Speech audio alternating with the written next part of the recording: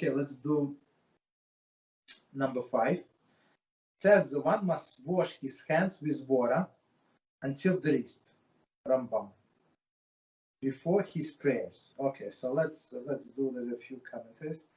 One need not dry his hands before beginning to pray. I mean, you usually we do, but it's not necessary before the prayer. 18 commentary. 3 of the daily prayers. So before you pray, so you have to wash your hands. So, for example, if you left your house and the shul is not that far from you, for example, and you did not touch shoes, and for example, if you went to the bathroom in your house after you put on shoes, and you did not touch all of the places that are usually covered, so you're not obligated to wash your hands when you came to the shul. If you're not sure, if you're not going directly from home when you just wash your hands, so of course you need to wash your hands up to the wrist, and same as we do in the morning.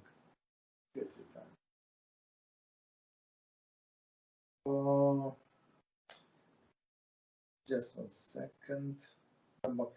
Before his prayer. Therefore, even though he has already washed his hands in the morning upon arising, so I mean it was some time ago, right?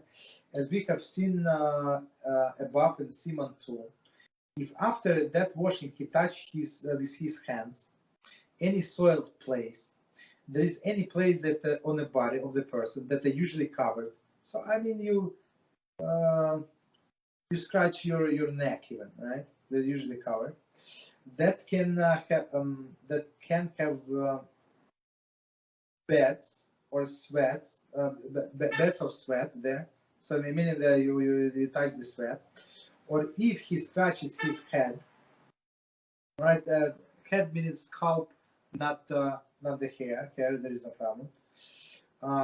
Or if he did not wash his hands in the morning until wrist, somehow, I mean, he did not have water, or it was not enough water, he spilled, he this, he that. Okay, so basically that's the reason. In all of these cases, he must wash them again before the prayer. So, but as we said, if you just coming from house and you know that you did not touch all these places, covered places, and you did not touch shoes, so you're not obligated to wash. Okay, go ahead. So I heard that when it comes to scratching your head, that's only not allowed when the hair is usually under your kippah. Is that correct? Yes, because this place it's under different category. It's in category the places that are usually covered. But if I scratch myself here, for example, I scratch on my hair, there is no problem. If I scratch like underneath the hair, like my scalp, that's the problem. That's I'm touching the skin. Okay, so but you're right about kippah, yeah. Okay, if one does not have water available there, he must go after it. Right? So it's not so easy. So he must wash hands. This is only if he knows that there is a water in a certain place. He need not to go to the place if he is not sure if there is a water there. Okay. I remember somewhere in Israel, so it's one of those beautiful shuls. Like they even though it's new, but it was built like the old building, like old Eastern like I'm not sure some kind of Sephardic maybe, I don't know. From what country they are from, and but it was closer to me, to my hotel, so that I went to Davening with them. Very interesting, and they held like big gates, beautiful gate, and right when you enter the gate, they had this faucets with the cups. It was so unbelievable. So even like when you go to the on a shul yard, so you have even there you have your hands clean. Very nice. This obligates him. So continue. So meaning if he did not have water, he has to search for water. This obligates him to go up to 4 mil. We're going to see what is 4 mil. This is equivalent to 1 parasan, which is 1 hour. See above note 8. 1 second. So meaning 2.4 to 2.9 miles, right? Which is it's very far. If water in a route that is light before him, or up to a meal, four meals, or up to a meal. So okay, after a meal, if the water is behind him, there is on a route that he has already traveled. So basically, if it's only on your way, so we're talking about here, if he's going to pray alone, I guess, right? So it and the time for the prayer is not going to pass. Right? That's the way I understand. So if he can go, so it doesn't matter. He stops here or he stops 1 hour later.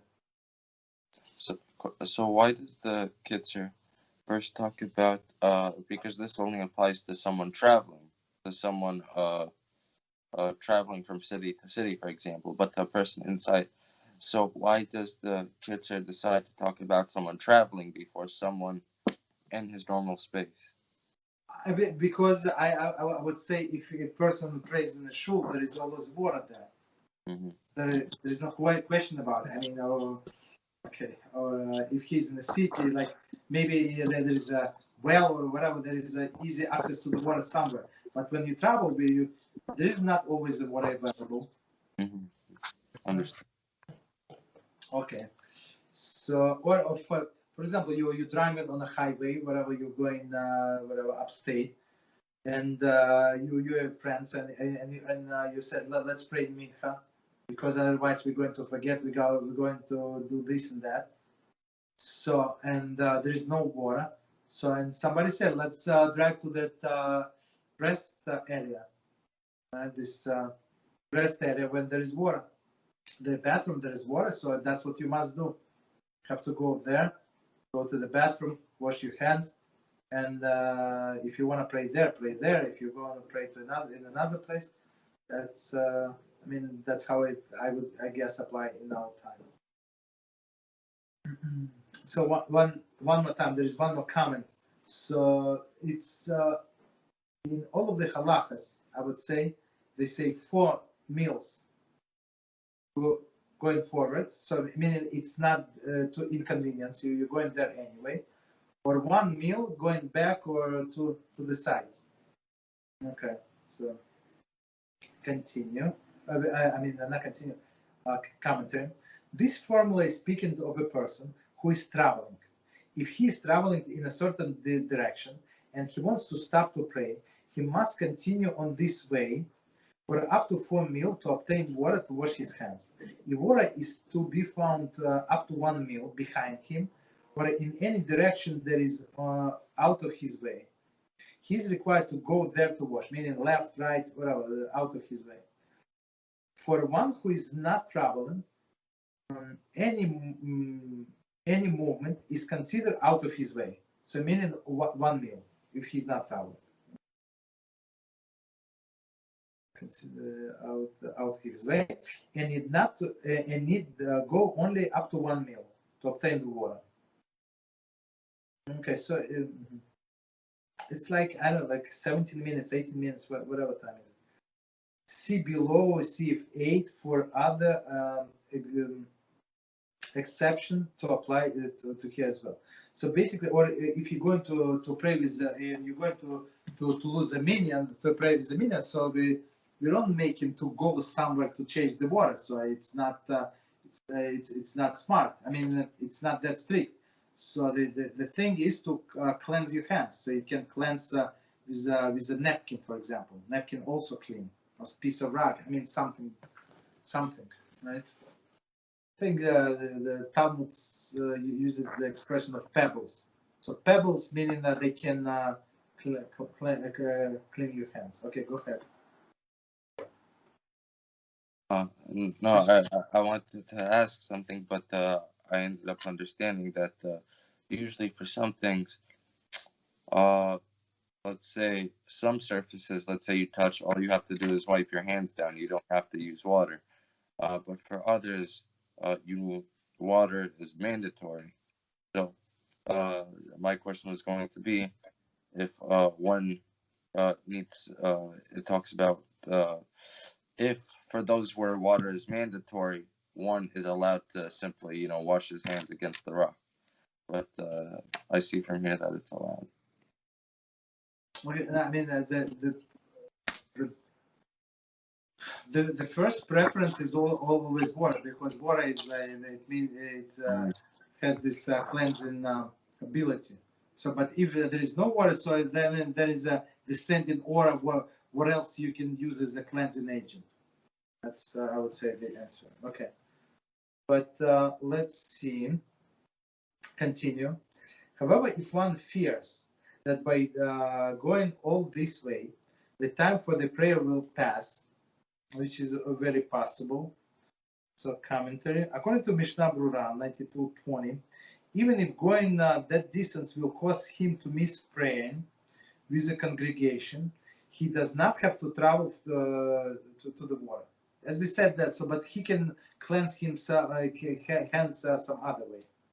He should instead clean his hands with the pebbles. It's from a Talmud, pebbles, or with the earth, so or with the sand. So basically, all of these cleansing agents, right? Or with any other substance that cleans. Commentary: earth is considered something that cleans, presumably due to the abrasive properties. Elsewhere, okay, Mishnah Brura uses example of the dry cloth.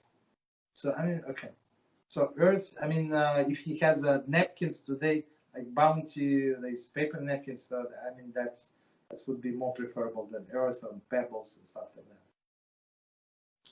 So okay. With any other substance that cleans, and then pray. So meaning not to miss a minyan and stuff like that, not to miss a time for prayer. This is derived from the wording of the verse that refers to the obligation of washing before praying. As it is written in Tehillim 26:6, I wash in cleanliness my hands, etc. I wash connotes washing with water. That's when we say wash, it's all with water, not with pebbles, right? Whereas in cleanliness connotes any method of cleaning the hands. These contradictory complications are resolved as follows: I wash with water when possible, but if there is not possible, with cleanliness, there is with anything that cleans. I mean, it says beautifully. So the difference between Kitzur Shulchan Aruch and Mishnah Brura. So in Mishnah Brura, he goes through all of the details, and to get to this concise point, it would take us very, very long time. So I would say it's my approach that it's a proper to get basic knowledge. And here in this art scroll, they made amazing. They did amazing job with all of these things that they add to the Kitzur itself and to these notes. So I mean, so my approach is with finish Kitzur, and then we can go to Mishnah Brura Beezrat HaShem. There's no problem. Okay.